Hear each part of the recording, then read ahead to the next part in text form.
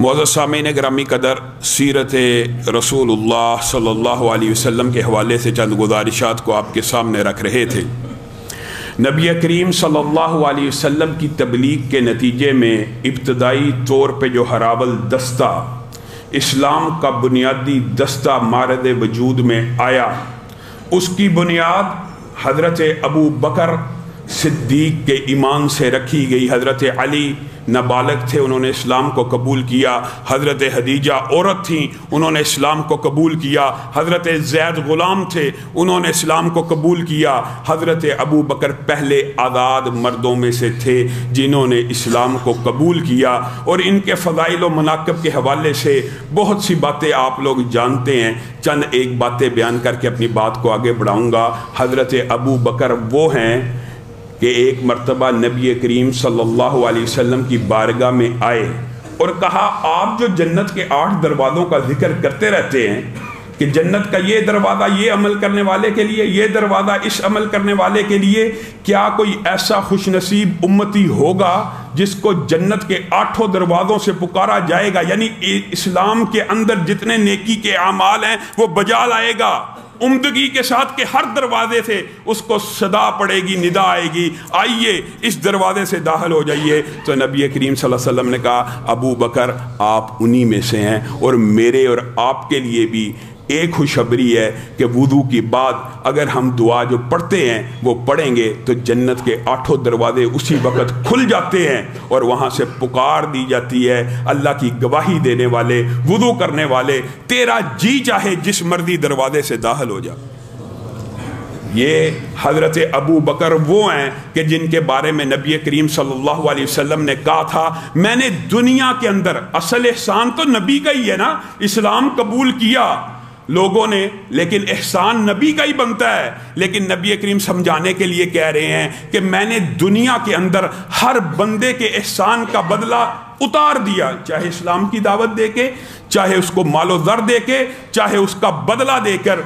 एक वाहिद अबू बकर हैं जिनके एहसानात का बदला मैं मोहम्मद सल्लल्लाहु अलैहि वसल्लम इस दुनिया में उतार के नहीं जा रहा। कल क़यामत का दिन होगा, अल्लाह मेरी तरफ से इस अबू बकर के एहसानात का बदला उतारेगा। हज़रत अबू बकर 4 नस्लें सहाबियत के शरफ से बहरावर, 4 नस्लें, कोई और सहाबी तारीख में मुस्तनद सनद के साथ नहीं मिलता कोई एक कि जिसकी 4 नस्लें सहाबी हों। अबू बकर के वालिद भी सहाबा, अबू बकर खुद भी सहाबी, बेटा भी सहाबी, पोता भी सहाबी। बताइए कोई और ऐसा सहाबा में मिलता ही नहीं। और यही अबू बकर हैं जिनकी तबलीग अभी ईमान तो अच्छा। हज़रत अबू बकर की एक सीरत के अंदर ये बात भी मौजूद है जो गुज़िश्ता खुतबे में रखी थी कि हज़रत अबू बकर ने भी ज़माना जाहिलियत के अंदर किसी बुत, किसी शजर हजर, किसी आस्ताने, किसी कमर, किसी सूरज चांद सितारे की पूजा नहीं की। हज़रत अबू बकर ने भी नहीं की। नबी करीम सल्लल्लाहु अलैहि वसल्लम से बहुत सी मुमासलतें हैं। नबी करीम ने दावत दी, इस्लाम को कबूल कर लिया। इसी तरह हज़रत अबू बकर के चंद दोस्त हैं जिनको हज़रत अबू बकर जाके दावत देते हैं। दोस्तों को पता है ये अबू बकर झूठ नहीं बोलता, ये अबू बकर गलत बयानी नहीं कर सकता। जिस तरह अबू बकर को एतमाद था कि नबी करीम ने सारी ज़िंदगी अगर मामलात याद रखिए, मामलात में झूठ बोलना ये आम बात है। मामलात में कई लोग आज भी मुआशरे के अंदर, एक मिसालन आपको बात समझाता हूँ, आपने देखा होगा अल्लाह के ऊपर या रसूलुल्लाह के ऊपर आम लोग भी कम झूठ बांधते हैं। खैर हमारा मुआशरा तो इसमें तरक्की कर गया है, बाकायदा किताब का नाम, हदीस नंबर तक लिख दिया होता कि रसूलुल्लाह ने फरमाया। लेकिन बिलअमूम इस्लाम और दीन के बारे में एहतियात की जाती है, मामलात के बारे में एहतियात नहीं होती। कारोबारी मामलात में झूठ चल रहा है, रिश्तेदारियों में झूठ चल रहा है, घर में मौजूद है नहीं मौजूद झूठ चल रहा है, आम बात है मामलात में। लेकिन हज़रत अबू बकर का इस्तदलाल क्या था? जो शख्स आम मुआशरती मामलात में झूठ नहीं बोलता वो अल्लाह के ऊपर कैसे झूठ बांध सकता है। इसलिए मैं इस पैगंबर, इस नबी के ऊपर ईमान लेके आया। जब ईमान लेके गए हैं, Usman, Talha, Zubair, Abdurrahman Ibn of, साद बिन अबी वक्कास के पास जाके मुकदमा रखा। ان کا ابو بکر کے بارے میں کیا نظریہ تھا کہ یہ ابو بکر اگر دنیاوی معاملات میں جھوٹ نہیں بولتا، دین کے بارے میں کیسے بولے گا؟ کس قدر مماثلت ہے۔ ادھر نبی کریم نے دعوت دی، ابو بکر ایمان لے آئے، ادھر ابو بکر نے دعوت دی، طلحہ، زبیر، عثمان، عبد الرحمن ابن عوف، سعد بن ابی وقاص ایمان کو قبول کرتے ہیں۔ یہ اسلام کا ہراول دستہ ہے، یہ اسلام کے ابتدائی صحابہ ہیں۔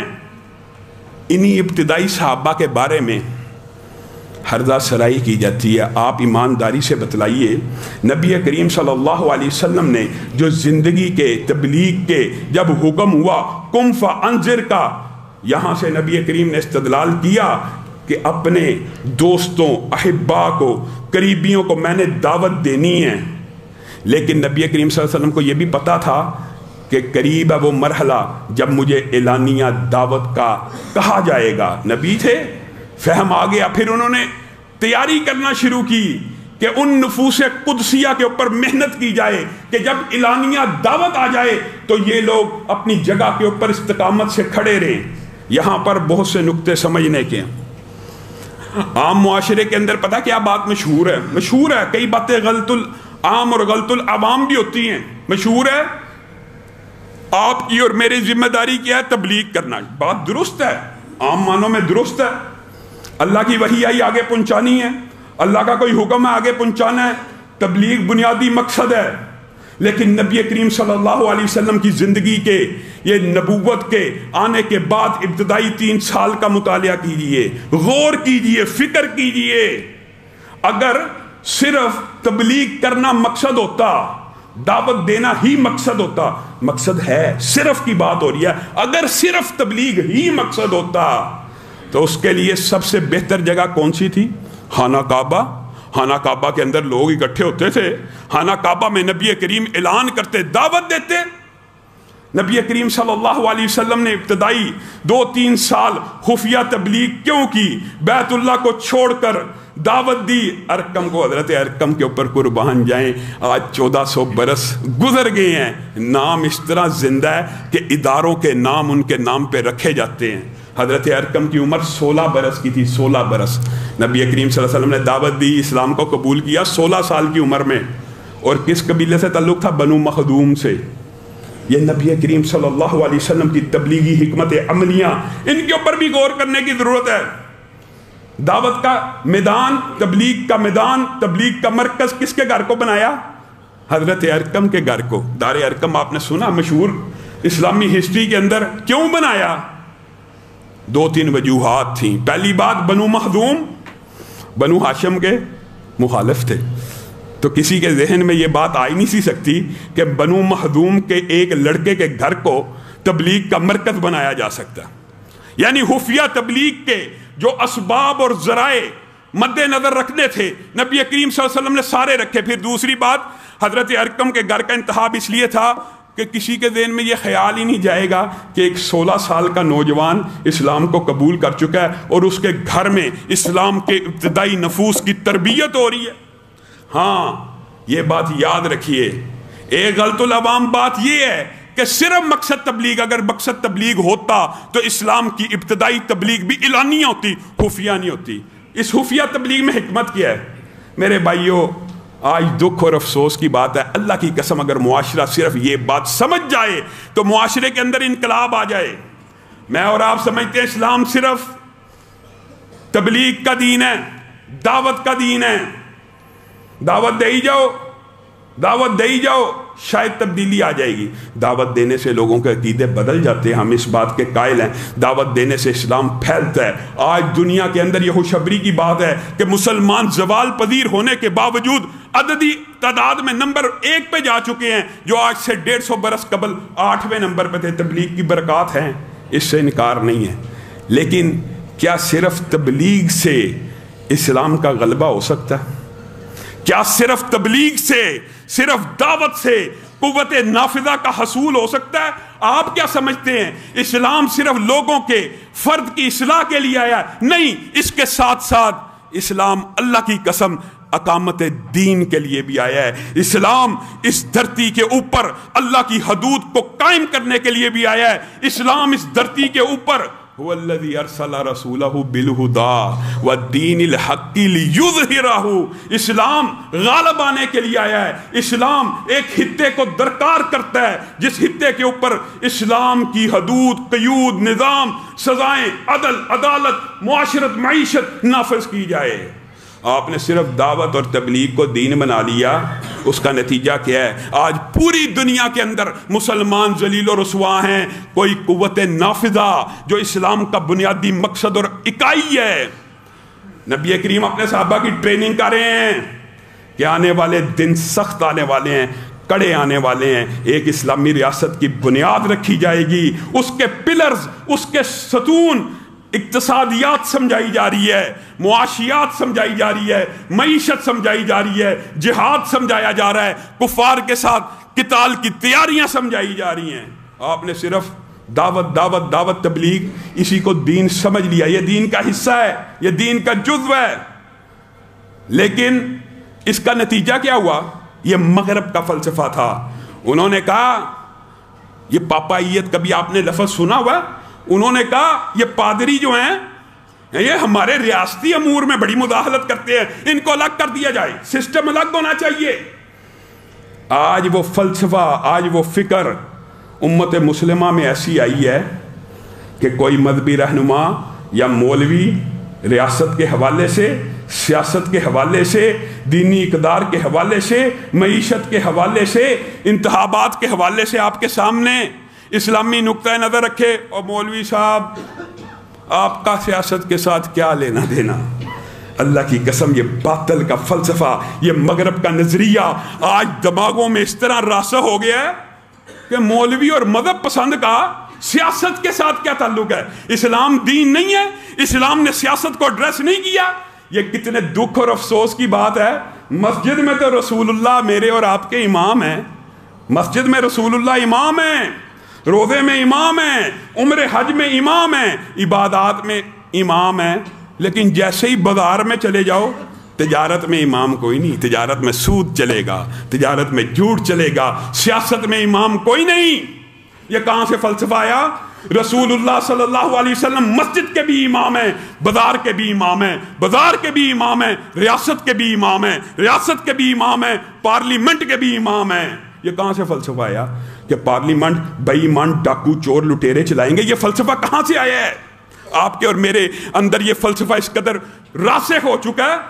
और यार ये सियासत, ये पार्लियामेंट, ये इंतखाबात, यार ये चोरों लुटेरों डाकुओं का काम है।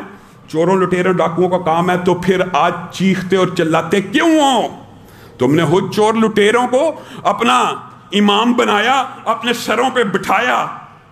अल्लाह की कसम, इस्लाम की बुनियादी अकाइयों के खिलाफ ये मिजाज है। नबी करीम सल्लल्लाहु अलैहि वसल्लम, बताइए कुरान पाक में आयत नहीं है, बल्लिग मा उन्ज़िला इलैक, आयत थी। नबी करीम सल्लल्लाहु अलैहि वसल्लम ने क्यों खुफिया रखी दावत? हाँ, नबी करीम सल्लल्लाहु अलैहि वसल्लम वो तरबियत करना चाहते थे। अल्लाह माफ़ करे, ये कहने का मतलब नहीं है कि नबी करीम ने आइडेंटिकल लोग पैदा किए अपने जैसे। नबी करीम से कमतर थे, बहुत ही कमतर थे। लेकिन अल्लाह की कसम, दुनिया में नबियों के बाद सबसे आला ये नफूस थे जिनकी नबी करीम तरबियत कर रहे थे। और तरबियत ऐसी उम्दा हो रही है, आप इस इब्तदाई ग्रोह के ऊपर, इन नामों के ऊपर गौर कीजिए। ये भी गलतुल अमाम एक बात है, बिल्कुल गलतुल अमाम है, गलत। और अजीब बात है, क्या कहा जाता है? इस्लाम को इब्तदाई तौर पर गरीबों ने कबूल किया था, कमजोर लोगों ने कबूल किया था, पसमानदा तबके ने कबूल किया था, उनमें से भी बाद अफराद ने कबूल किया था। लेकिन अगर किसी को मुतालिया करने का ज़ौक़ और शौक़ हो, वो खुद इस बात का इदराक और शऊर कर सकता है कि 100 के करीब नफूस कुदसिया में से इन पहले 3 सालों में गुरबा की तादाद कितनी थी? फ़कत 13 या 80। बात रवायात में आता है 80 और 100 के अंदर से 13 गरीब अफराद भी थे, जिससे इस्लाम की अफाकियत वादे होती है। और आप दलील, माअल्लाह, मैं ये नहीं कहता कि इस्लाम गरीब लोगों ने कबूल नहीं किया, लेकिन शो ये किया जाता है कि जैसे इस्लाम गुरबा के लिए है, फुकरा के लिए है, कमज़ोर लोगों के लिए है। बताइए, हज़रत अबू बकर मालदार थे कि कमज़ोर थे? अब्दुर्रहमान इब्न औफ मालदार थे, कमज़ोर थे? उस्मान मालदार थे कि कमज़ोर थे? یہ عظیم ہستیاں طلحہ، زبیر، عبد الرحمن ابن عوف، سعد بن ابی وقاص، عمیر بن ابی وقاص، ہاں وہ ربابی تھے، حضرت صہیب بھی تھے، حضرت حباب بھی تھے، حضرت بلال بھی تھے، لیکن عمراء بھی تھے۔ فاطمہ بنت خطاب تھیں، عائشہ بنت ابی بکر تھیں، خود نبی کریم صلی اللہ علیہ وسلم کی بیٹیاں تھیں۔ یہ اسلام کا ابتدائی عتبہ بن غزوان تھے۔ یہ ایسے امیر کبیر ہر قریشی قبیلے میں سے، اور یہ ڈائیورسٹی تھی۔ یہ بات نہیں کہ بنو ہاشم میں سے سارے آگے، ڈائیورسٹی ہے، امیر بھی ہیں غریب بھی ہیں، ہر قبیلے اور کنبے سے تعلق رکھنے والا یہ ابتدائی گروہ جب نبی کریم صلی اللہ علیہ وسلم کی دار ارقم میں ٹریننگ لے رہا ہے۔ نبی کریم صلی اللہ علیہ وسلم نے توحید کے بعد سب سے پہلی دعوت اس دور میں بھی، یہ بھی بعض لوگوں کے ذہن میں مغالطہ ہے، اتنے اشکالات ہم نے پڑھا ہی نہیں کہ شاید 10 نبوی کے بعد نماز فرض ہوئی ہے، 10 نبوی کے بعد نماز کا اجرا ہوا ہے۔ سب سے پہلے توحید آنے کے بعد جبریل امین آسمان سے اترے، نبی کریم صلی اللہ علیہ وسلم کے سامنے وضو کیا، نبی کریم صلی اللہ علیہ وسلم کے سامنے 2 رکعت نماز کو ادا کیا اور کہا اللہ نے مجھے ایسی سکھائی ہے، آج کے بعد آپ نے ایسی پڑھنی ہے۔ مجھے ایک بات بتلائیے میرے بھائیوں، بات آئی ہے، طلب ہوتی ہیں کئی باتیں، لیکن غور کیجئے گا، نبی کریم فرضی نماز کے بعد 10 برس سے زائد لاکھوں صحابہ کے سامنے نماز پڑھتے رہے، ابتدائی اسلام سے لے کر 10 نبوی تک نماز پڑھتے رہے۔ نماز اعلانیہ پڑھی جاتی ہے، فرضیت کے بعد تو ویسے ہی اعلانیہ تھی، فرضیت سے قبل بھی صحابہ اس کے شاہد تھے۔ آج ہمارے معاشرے میں کیا فلسفہ ہے، معاذ اللہ، دکھ ہوتا ہے کئی مرتبہ، یعنی جو عمل نبی کریم نے حج کا 1 مرتبہ کیا وہ تو سارے کا سارا محفوظ ہے، نماز 20 سال پڑھتے رہے، اس میں کہا جاتا ہے جی اختلاف ہے، کوئی اختلاف نہیں، یہ تیرے مولوی اور پیر نے، تیرے امام اور فقیہ نے اس میں اختلاف ڈالا ہوا ہے۔ رسول اللہ صلی اللہ علیہ وسلم کی نماز اسی طرح محفوظ ہے جیسے وہ پڑھا کرتے تھے، اسی لیے حکم بھی دے دیا صلو کما رأیتمونی اصلی، نماز میرے صحابہ اسی طرح پڑھنا جس طرح مجھے پڑھتا ہوا دیکھا ہے۔ آج معاشرے میں اس طرح بھی پڑھی، اس طرح بھی پڑھی، اس طرح بھی پڑھی، اس طرح پڑھی، اس طرح پڑھی کی کوئی دلیل بھی تو ہونی چاہیے کہ بس جو فقیہ پیر امام نے کہہ دیا اسی کے پیچھے چل پڑنا ہے۔ رسول اللہ صلی اللہ علیہ وسلم نے ساری زندگی ایک طریقے کے ساتھ نماز کو ادا کیا اور حکم دیا اسی طریقے سے نماز پڑھنا۔ بات آئی ہے، میں تلہی اور اختلافی بات بالعموم کرتا نہیں ہوں، لیکن اللہ کی قسم ذرا اپنا نقطہ نظر اس کے اوپر غور ڈالیے، اس کے اوپر سوچئے، فکر کیجئے۔ اگر رسول اللہ صلی اللہ علیہ وسلم نے پوری زندگی کے اندر ایک نماز بھی رفع یدین کے بغیر پڑھی ہوتی، اللہ کی قسم ہم اس کو سنت سمجھتے، اس کو حدیث سمجھتے، اس کے اوپر عمل کرنا جائز اور مستحب اور اجر و ثواب کے باعث سمجھتے۔ ایک نماز بھی اگر رفع یدین کے بغیر پڑھی ہوتی تو کیسے ہو سکتا ہے کہ مکتبہ فکر ہم اپنے آپ کو کہیں کہ ہم اہل حدیث ہیں اور حدیث موجود ہو کہ نبی کریم نے رکوع میں جاتے ہوئے رفع یدین نہیں کیا اور ہم کہیں یہ سنت نہیں ہے، یہ ممکن نہیں ہے۔ آپ کو ایمانداری سے بتلا رہا ہوں، مجھے بتائیے مجھے اس بات کا کیا فائدہ ہے؟ فائدہ تو ان لوگوں کو ہوتا ہے جو کہتے ہیں ہمارے پیچھے چلو۔ میں تو آپ کو کہہ رہا ہوں ایمانت داری سے، دیانت داری سے کہ ہمارے علم مطالعے تحقیق کے مطابق نبی کریم صلی اللہ علیہ وسلم نے پوری زندگی میں ایک نماز بھی رفع یدین کے بغیر نہیں پڑھی، ساری زندگی رکوع میں جاتے رفع یدین کیا، آخری نماز تک رکوع سے سر اٹھاتے ہوئے رفع یدین کیا۔ اس کر لینے میں آپ کو اعتراض کیا ہے؟ حدیث صحیح ہے جی، حدیث بالکل ٹھیک ہے جی، ٹھیک ہے، پھر عمل کیوں نہیں کرتے؟ وہ بس وہ ایک فقیہ صاحب نے کہا تھا کہ نبی کریم نے نہیں کیا تھا، نبی کریم نے نہیں کیا، اس کی کوئی دلیل بھی تو ہونی چاہیے۔ میرے بھائیوں، رسول اللہ صلی اللہ علیہ وسلم نے اپنے ان صحابہ کو سب سے پہلے توحید کے بعد نماز کی دعوت دی، نماز سکھلائی۔ سیکھی کس سے؟ اصل میں سیکھی تو اللہ سے، جبریل امین ایک واسطہ اور ذریعہ بنے، رسول اللہ صلی اللہ علیہ وسلم نے اسی طریقے کو نماز کو اپنے صحابہ کو سکھلا دیا، ان کی گٹی کے اندر ڈال دیا۔ میں اور آپ یہاں پہ بھی رکیے، غور کیجئے، نماز دین کا ایک ایسا ستون ہے کہ بعض لوگ یہ سمجھتے ہیں یار نماز نہ بھی پڑھو، انسانیت کی خدمت کرتے جاؤ، یہ کام کرتے جاؤ، نماز جب دل کیا پڑھ لی، جب دل کیا نہ پڑھی نہ بھائیو۔ اللہ کی قسم نماز دین کا ایسا ستون ہے جو کفر اور اسلام کے مابین فرق کرنے والا ہے، کفر اور اسلام کے مابین فرق کرنے والا ہے، اور اس بارے میں متعدد حدیثیں موجود ہیں، ائمہ کے اقوال موجود ہیں۔ شکر ہے اس بات کے اوپر اجماع امت ہے کہ عادی بے نماز ایک ہوتا ہے ایک دن میں 5 پڑھتا ہے، اگلے دن 5 پڑھی، ایک دن ایسا آیا 4 پڑھ لی، اس کو عادی بے نماز نہیں کہتے۔ پھر اگلا دن ہوا اس نے قضا ادا کر لی، 5 پوری کی، یہ عادی بے نماز نہیں ہے، یہ وہ ہے کہ جو اپنی نمازوں میں غفلت برتتا ہے، اس کے لیے ویل کی گھاٹی ہے، اس کے لیے بھی عذاب ہے۔ لیکن جو عادی بے نماز ہے، آج 5 پڑھی، کل پرسوں پڑھی ہے ایک نہیں، پھر کئی دن گزر گئے، ایک دن 3 پڑھی ہیں، ایک دن 2 پڑھی ہیں، پڑھتا ہی نہیں۔ اور ایک وہ ہے جس نے عقیدہ ہی بنا لیا ہے کہ نماز پڑھنا ضروری نہیں۔ جو بندہ اس عقیدے کا حامل ہو، اجماع امت ہے، کوئی حنفی بریلوی اہل حدیث میں اختلاف ہی موجود نہیں، جس بندے کا یہ عقیدہ ہو نا، یہ بعد میں صوفیوں نے اختلاف بنایا ہوا کہ نماز نہ بھی پڑھی جائے، خدمت انسانیت کر دی جائے، دیگیں دے دی جائیں، بکرے دے دیے جائیں، سارے گناہ معاف ہو جاتے ہیں۔ یہ صوفیوں کا مذہب ہے، یہ اسلام کا دین نہیں ہے۔ بریلوی دیوبندی اہل حدیث اس بات کے اوپر متفق ہے، جس بندے کا یہ عقیدہ ہے نا کہ نماز اسلام کا ستون نہیں ہے اور نماز نہ پڑھنے سے دین اسلام میں کوئی فرق نہیں آتا، وہ بندہ دین اسلام سے خارج ہے۔ اجماع امت ہے، اجماع امت ہے۔ اور صحابہ نے کہا جو بندہ یہ عقیدہ نہ بھی رکھتا ہو، عادی بے نماز ہو جائے، عقیدہ ہے اس کا کہ نماز پڑھنی چاہیے، 5 نمازیں ہونی چاہیے، لیکن سستی کری جا رہا ہے، اس کے ساتھ کیا معاملہ کرنا چاہیے؟ اس کو قید کر دینا چاہیے، اس کو کوڑے لگانے چاہیے، اس کو تحذیر کے لیے مسلمانوں کے قبرستان میں دفن نہیں کرنا چاہیے، اس کا جنازہ نہیں ہونا چاہیے۔ کس بندے کے بارے میں؟ جس کا عقیدہ یہ ہے۔ نبی کریم صلی اللہ علیہ وسلم نے کہا تھا نا اپنے صحابہ کو کہ میرا دل کرتا ہے کوئی امامت کے اوپر اور کھڑا ہو جائے اور میں ان گھروں کو جا کے آگ لگا دوں جن کے مرد گھروں میں بیٹھے ہوئے نماز کے وقت۔ کیا ان کا عقیدہ یہ تھا کہ نماز ہے ہی نہیں؟ نہیں، ادھر اذان ہوئی، ادھر مسجد میں حاضر نہیں ہو رہے۔